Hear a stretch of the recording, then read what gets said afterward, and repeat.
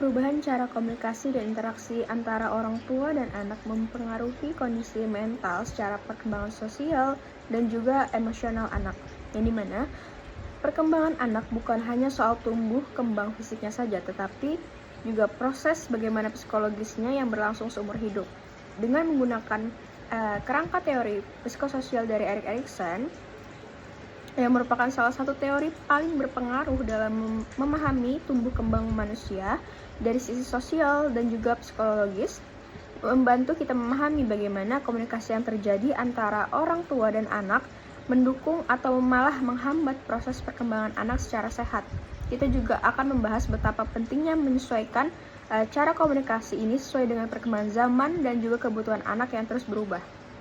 Sebelum masuk ke pembahasan peran komunikasi orang tua dan anak, kita masuk dulu ke penjelasan teori yang dipakai dalam penelitian ini, yaitu psikososial Erik Erikson, yang dimana Erikson melihat bahwa perkembangan manusia tidak hanya bergantung pada aspek biologis atau fisik saja, tetapi juga sangat dipengaruhi oleh interaksi sosial dan budaya di lingkungannya.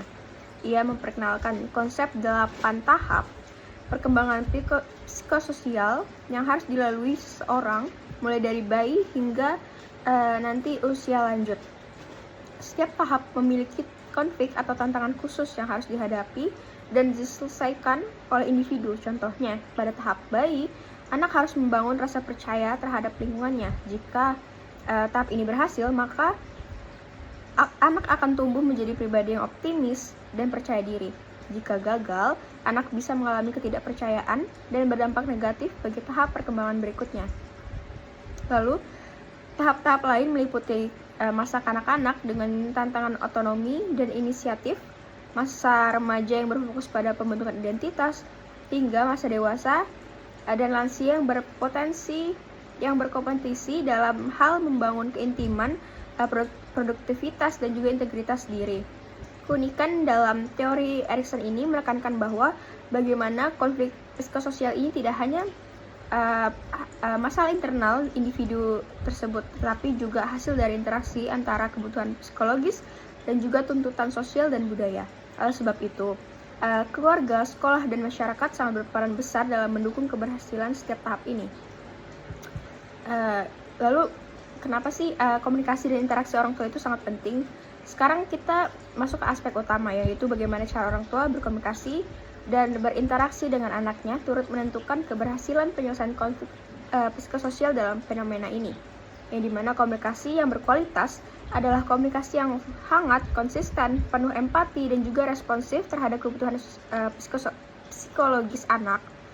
Komunikasi seperti ini memungkinkan anak merasa aman, dipercaya, dan juga didukung untuk mengeksplorasi dirinya serta lingkungan sekitarnya. Misalnya di tahap bayi dan balita, anak yang menerima komunikasi yang penuh perhatian dari orang tua akan mengembangkan rasa percaya bahwa dunia ini aman. Hal ini membentuk fondasi kepercayaan diri dan otonomi yang sehat. Sebaliknya, jika komunikasi kurang hangat dan tidak konsisten, anak mungkin tumbuh dengan rasa tidak aman dan sulit mandiri. Selain itu, kualitas komunikasi ini akan terus berperan penting di tahap-tahap selanjutnya, terutama saat anak mulai merambah dunia sosial yang lebih luas seperti sekolah dan lingkungan teman sebaya. Di sini komunikasi yang sehat antara orang tua dan anak memberikan anak itu menjadi adanya modal sosial dan emosional untuk menghadapi tantangan identitas dan peran sosial di luar sana.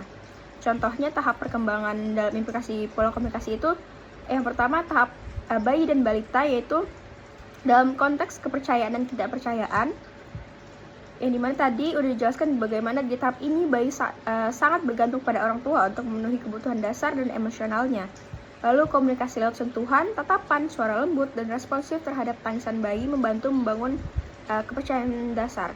Dan juga jika karena perubahan zaman orang tua menjadi lebih sibuk, seperti menggunakan teknologi saat bersama anak atau pola komunikasi menjadi kurang responsif, bayi bisa merasa diabaikan sehingga berpotensi munculnya ketidakpercayaan yang berdampak negatif di tahap selanjutnya.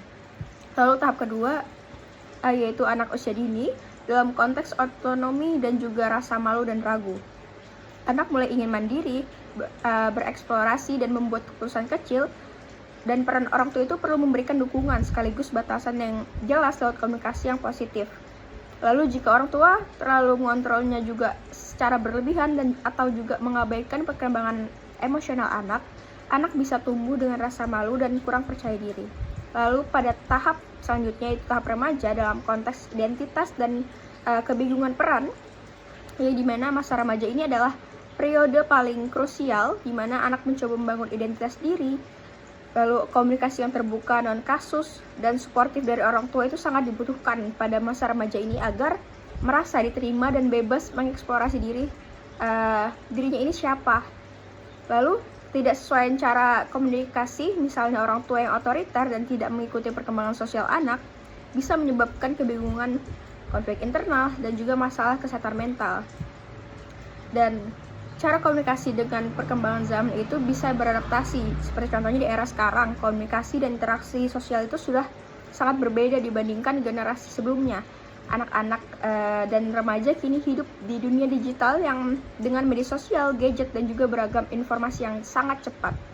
Oleh karena itu, cara komunikasi orang tua juga harus mengikuti zaman yang terus berubah. Yaitu orang tua perlu menggunakan pendekatan yang relevan dengan zamannya. Misalnya, memahami dengan bagaimana peran media dan teknologi yang dipakai anak agar komunikasi tidak terputus atau menjadi hambatan, dan juga menjadi pendengar aktif dan penghubung yang bijak dalam kehidupan digital anak.